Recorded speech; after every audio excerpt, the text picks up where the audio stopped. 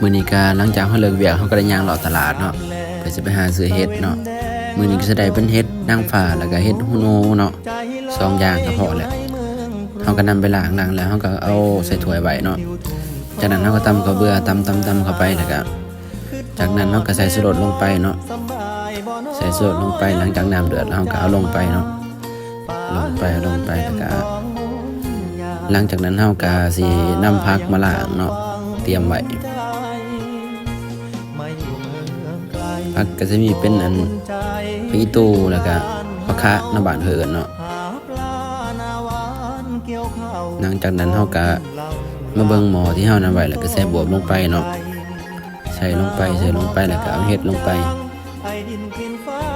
หลังจากนั้นเฮาก็ใส่ผักอีตู้แล้วก็ผักคะที่เฮาเตรียมไว้เนาะก็ถือว่าเป็นที่เรียบร้อยเนาะสุกเรียบร้อยพร้อมกินเนาะ